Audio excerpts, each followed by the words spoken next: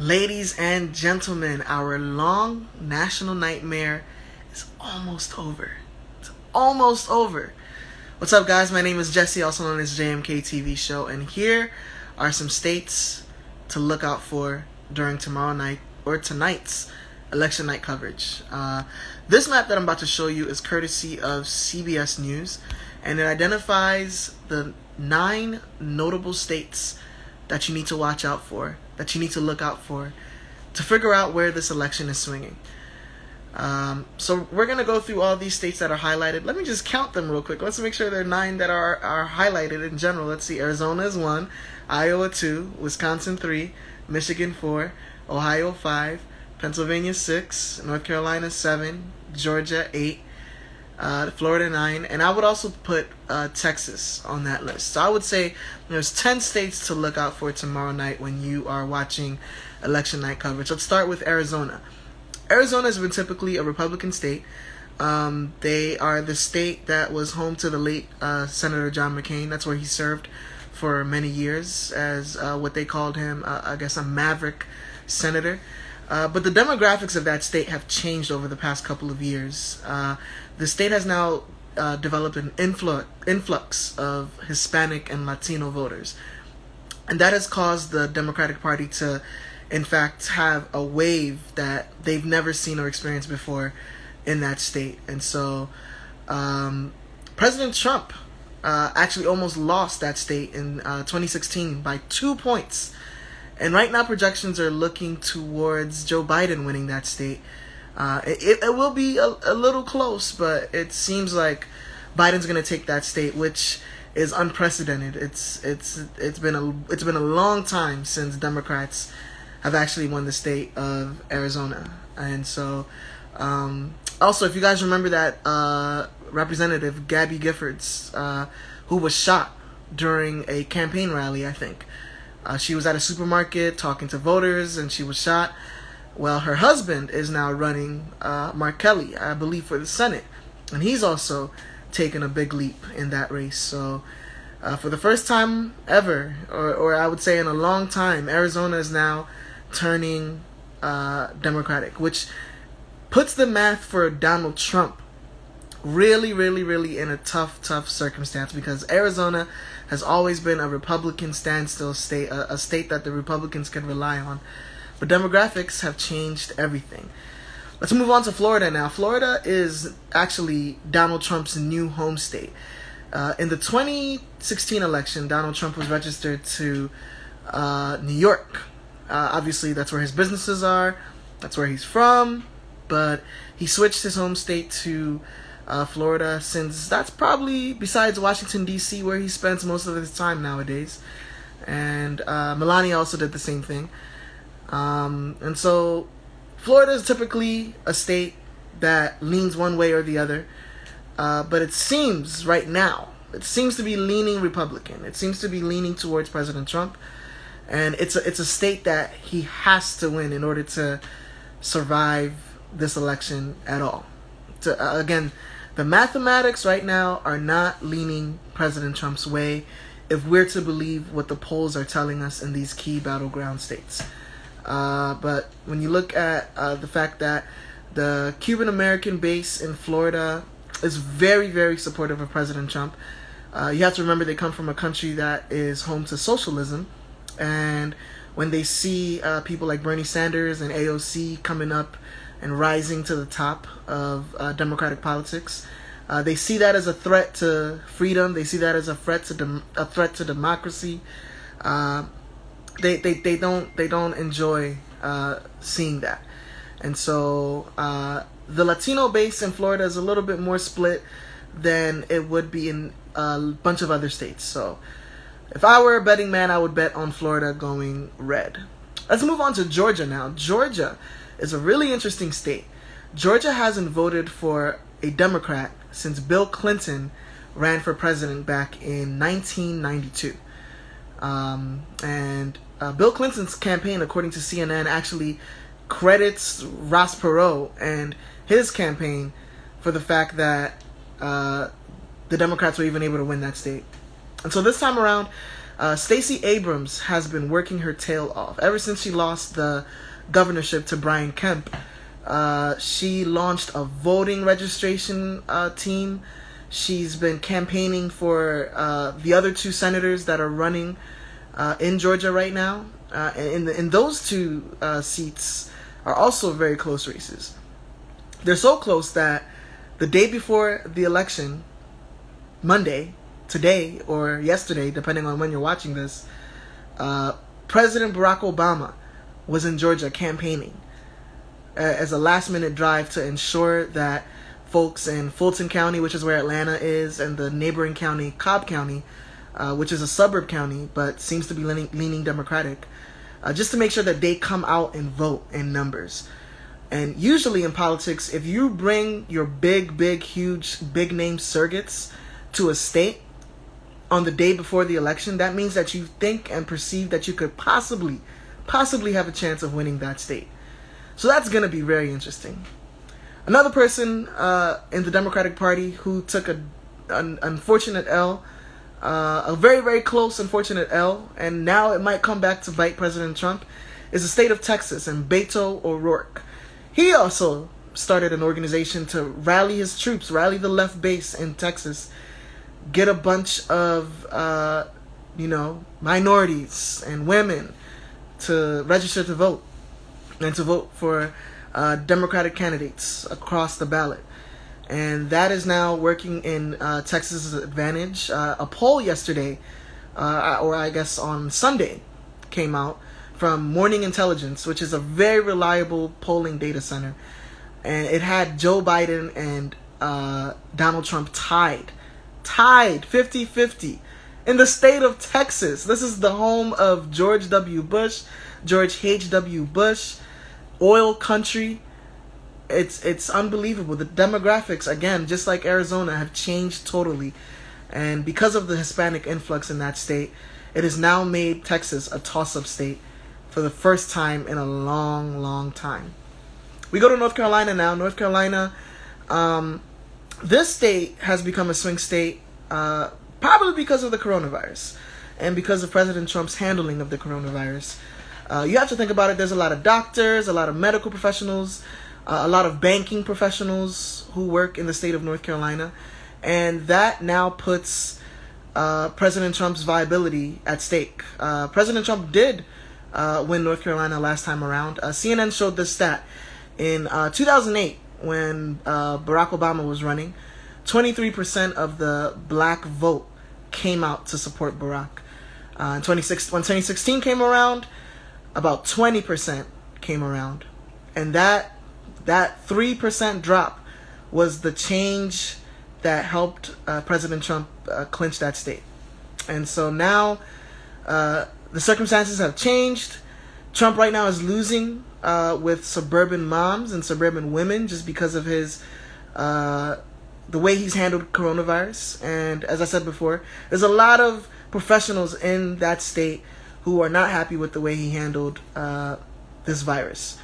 And there's a lot of black voters who are also heated with the rhetoric that has been used throughout not only the campaign, but throughout the 4 years that he's been in office. So that's going to be interesting to watch. Pennsylvania is a tough one. Pennsylvania is a tough one only because, sorry, I have a timer going because I'm boiling something. So, my bad about that. But Pennsylvania is a really tough one just because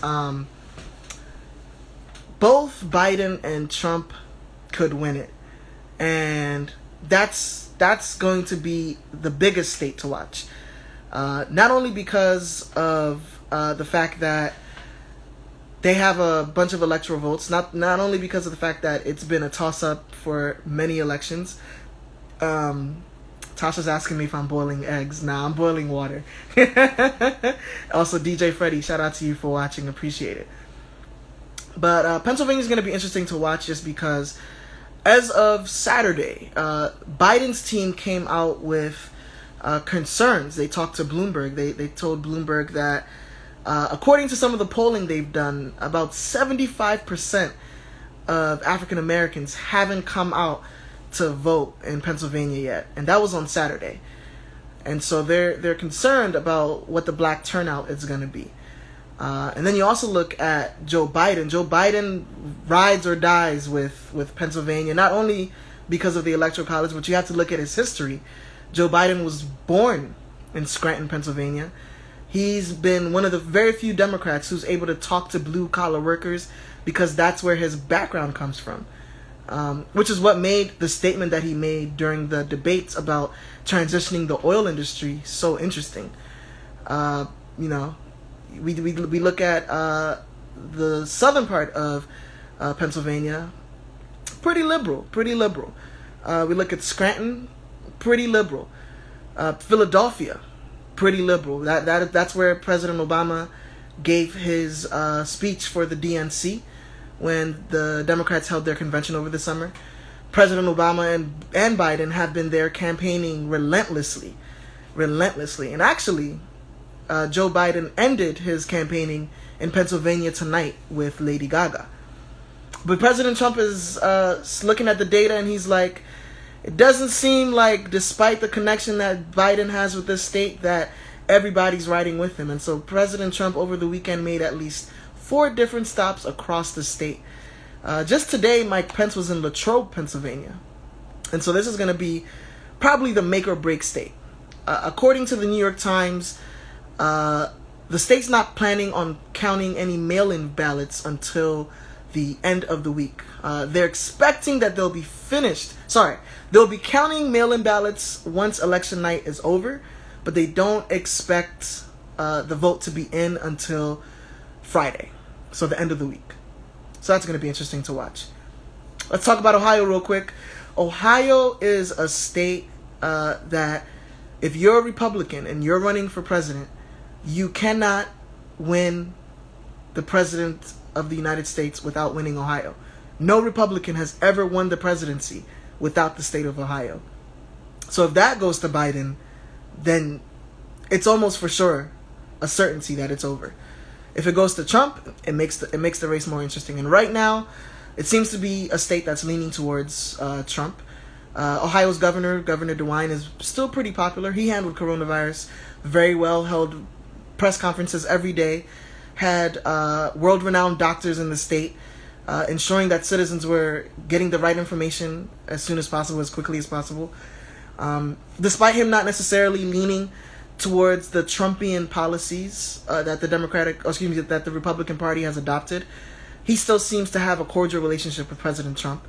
And so I believe that that's having an effect on Trump sort of taking the lead over there. Michigan now. There were rumors. Let me backtrack a little bit. So there's this guy named Kwame Kilpatrick. He was the former mayor of Detroit. He was a champion of Detroit, a hero to many because he grew up in the streets of Detroit and was able to rise up to the top of the political sphere. He eventually got arrested for corruption, and he's serving a prison sentence as we speak. President Trump right now is losing Michigan. There were rumors that President Trump was going to pardon Kwame Kilpatrick in order for him to help garner some African American vote. So that just tells you the dire situation that the Trump administration is in Michigan right now. The car industry hasn't really recouped from the economic disaster that coronavirus has caused. And the car industry is what Michigan runs on. And so that's a big factor. Wisconsin, another state with blue-collar workers that have been suffering because of the economic downturn. And so, and Biden has focused his energy on Michigan and Wisconsin heavy, because we saw what happened in 2016. Hillary's campaign decided not to campaign in any of the Rust Belt states before the election, and it cost her. She assumed that it was, in the bag. Sometimes in order to secure the bag, you got to make sure the bag is there. That's what Hillary didn't do. And Joe Biden is doing that. He, as early as this morning, Monday morning, he released a PSA with Eminem as the star to, again, garner support from fellow Michiganders. So that's going to be very interesting to watch. And finally, Iowa. Iowa is a state that President Obama won, but when President Trump came in, it switched, made a quick switcheroo. But right now, it's getting tight. Joe Biden is somebody who, again, is able to connect with blue collar workers. He's able to connect with workers who are, I guess, in the quote unquote Midwestern lifestyle of farming and agriculture and those kinds of occupations. And with the way the economy has been going, again, these workers are ready for a new beginning, a new change. At the same time, Trump won that state in 2016, and it could go to anybody. So it's going to be interesting to watch. One stat that I would say that probably would be something to think about is that when you count everybody who's early voted across the nation before Election Day, when you count all those numbers, first of all, it's over 90 million Americans. Out of 300 million Americans, 90 million Americans have voted early, whether that's mail-in ballots or literally lining up and voting early. That is equal to 2/3 of the amount of people who voted in all of 2016. 2/3, and that's including Election Day. So that just tells you that there's an enthusiasm and there's an energy that we have never seen before. And that could also be a sign that this could head Biden's way. But, again, in some states, like as I said before, Pennsylvania, black turnout is not as high as Biden's campaign thought it would be. And again, Biden has made some stumbles during the campaign, and a lot of people in the left side of the electorate believe that they're settling, and so that could have an effect on things. A lot of middle class folks, upper middle class folks I've talked to tell me that, as much as I hate Trump's rhetoric, I like the amount of taxes that I'm paying right now. I like the incentives that are happening right now when it comes to starting a business or buying properties. And so that's a factor as well. So it's gonna be an interesting night. If I had to predict what was going to happen, it's either going to be a Biden blowout that we'll know about by 2 a.m., or it's going to be a close election that Trump closely, by a slither, is able to pull off. And that could also involve the courts, which again now brings in Trump's nominee, Amy Coney Barrett, into the picture. When Ruth Bader Ginsburg died a couple of weeks ago, Trump nominated a right-wing judge, and she was appointed and approved by the Senate, which is majority Republican. So again, this is why elections matter up until the last moment, because you never know. You never know. You never know what could happen. And so hopefully this analysis of the states that matter helped somewhat. Keep an eye on these 9 states as well as Texas. If Trump blows this thing out, if he wins by a blowout, in my opinion, it might even be more of a shocker than 2016. It might even be, with the way he's handled coronavirus, with the way African Americans are riled up about the current state of rhetoric, as well as minorities and women, it would be a shocker. And the main reason would be because of the economy. 11 million jobs out of the 21 million that we lost have come back through the Trump administration. Democrats argue that the reason that those jobs have come back is because of the policies that President Obama put into place. And so that's a debate economists can have. I couldn't really tell you what is right or wrong, but today, tomorrow, whenever you're watching this, election night's gonna be interesting, man. Election night's gonna be interesting, and it's gonna be crazy. So buckle up. It's gonna be a roller coaster. Stay safe, wear a mask, be breezy, stay cool. Adios.